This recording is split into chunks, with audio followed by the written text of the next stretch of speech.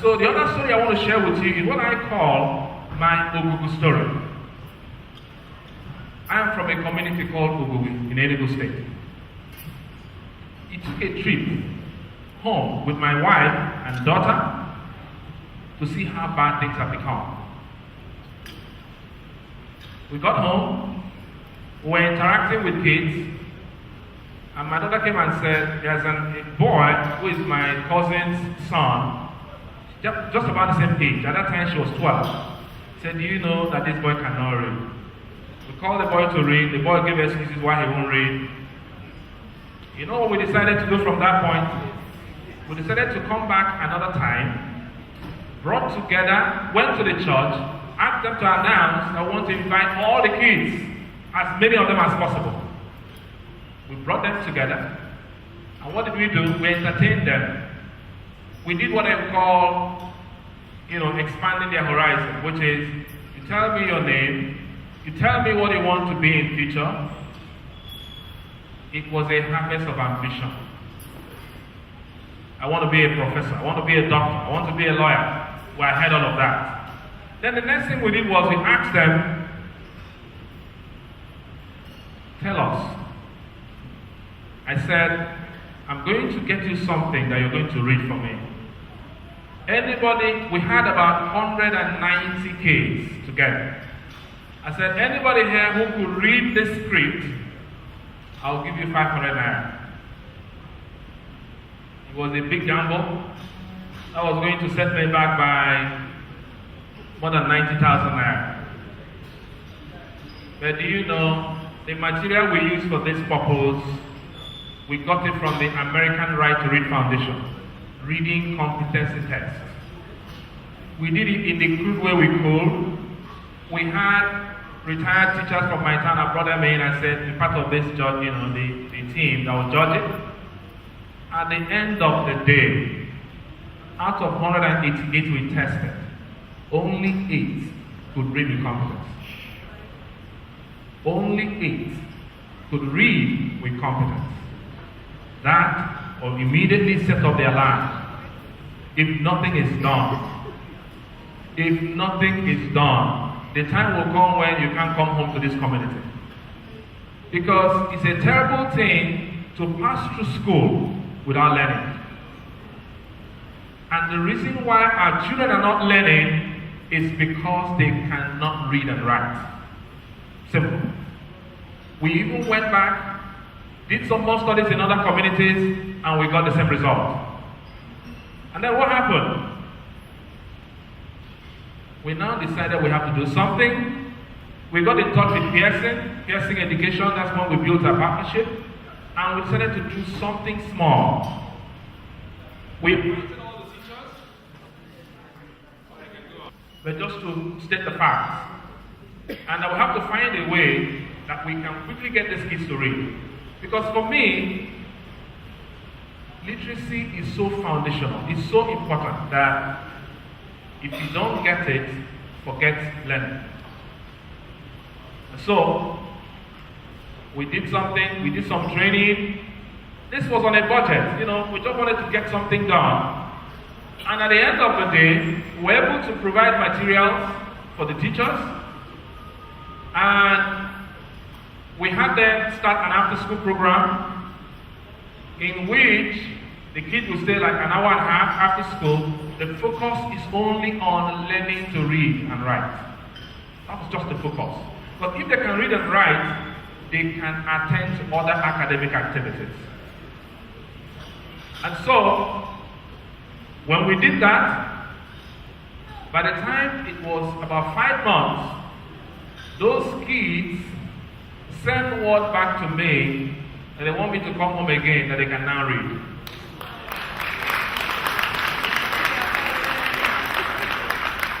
In fact, in the course of the program, I was getting feedback. I had a coordinator who was giving us feedback on what was going on. And the feedback was, first of all, the teachers would say, because we were paying them an allowance. We just had to give them an allowance to motivate them. They said this was meant to be a 1.5 hour program, but there was no day they spent less than 2.5 hours. In many cases, in the course of because it was not a government approved program, so we didn't have to eat into the academic time. But it was such that once it's 11 o'clock, when you have the 12 o'clock when school should dismiss or 1 o'clock, the children will come to the teacher and say, Auntie, when are we going to start the other one? They did not want to continue with the old curriculum. Because when you start looking at our problem in education in public school, curriculum is one. Curriculum is a problem. Outdated curriculum will not work. And that is one. And they now said, please come, we can now read. At the time I was going home, I went home with our town union president and a couple of other people. And I said, let's go and see if they can read. We entertained them. Do you know what? They formed dances even in my honor. The kids organized themselves, traditional dances, songs. And what was it all about? For what I said, what did I do? I said, well, what is important for me right now is I didn't come here to only see you dance and rejoice. I came here for you to show me that you can now read. We conducted another reading competency test. We had journalists, The Guardian, Vanguard, I think Punch, about 5 media houses went with me. You won't believe it, those kids could now read. And so, what I'm basically saying to all of us here today is, these children, these underprivileged children, they need our help. They need our help. I was telling someone earlier today, and I said, when NEPA started failing us, what did you do? We bought a generator. We took care of it. When there was no more water corporation, what did we do? We dug our borehole. Now, when education failed, what did we do?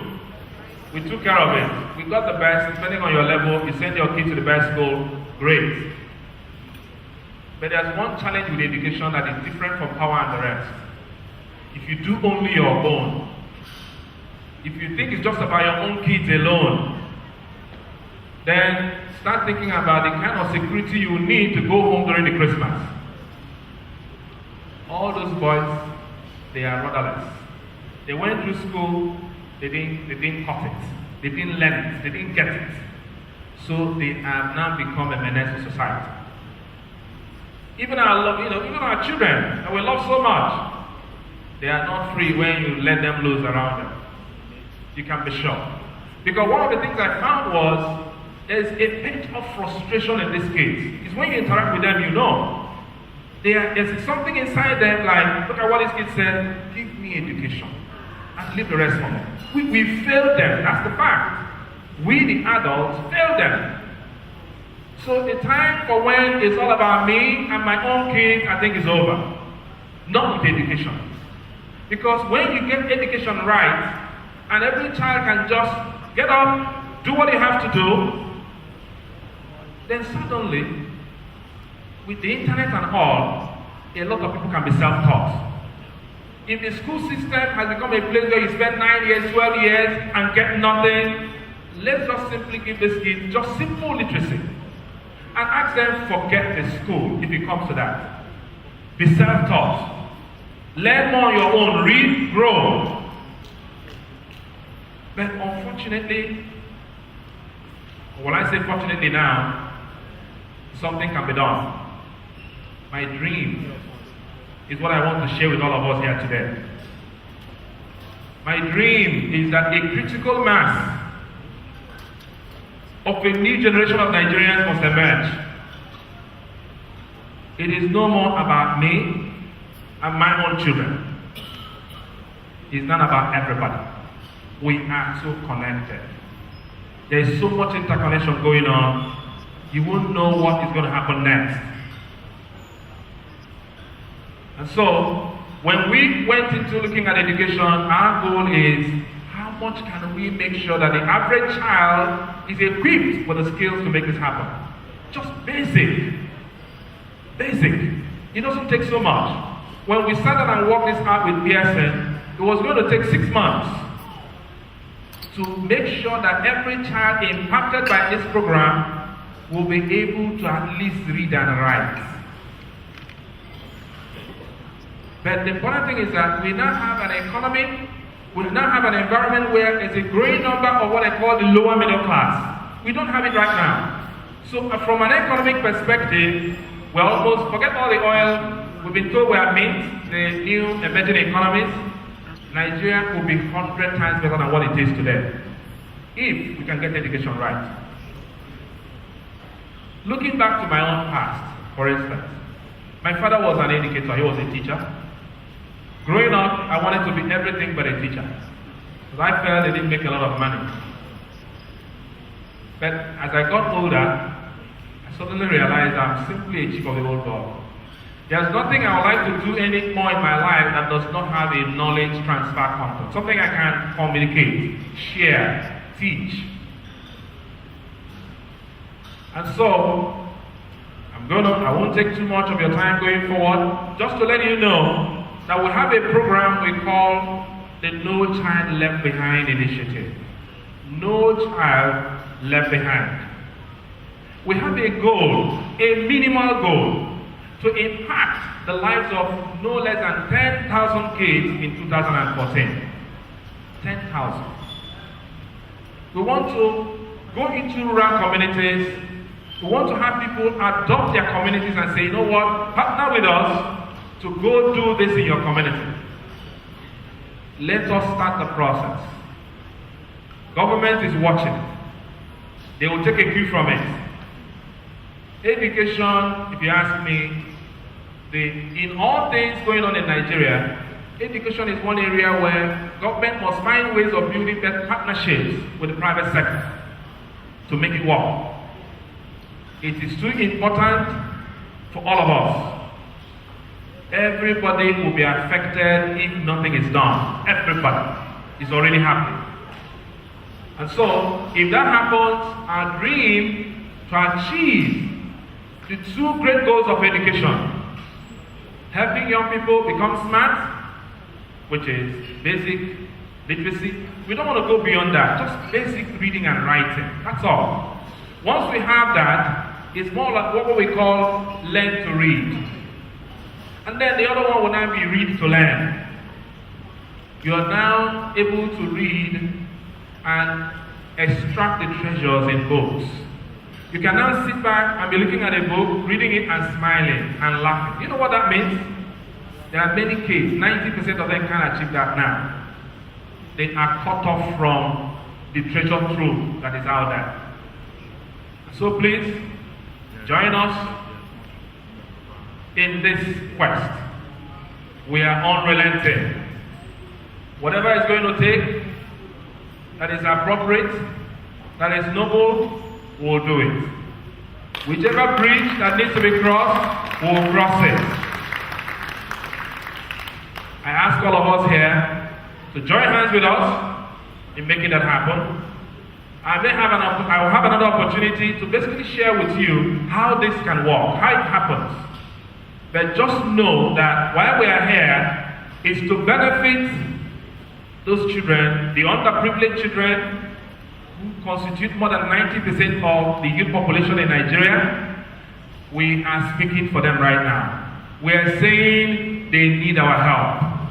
Everybody should play a role in making that impact in their lives. So I thank you all for this opportunity, for having all of you here present. And I look forward to coming up here maybe one more time to basically share with you how this all can unfold. So thank you once again and enjoy the evening. Thank you very much. As we run together, people are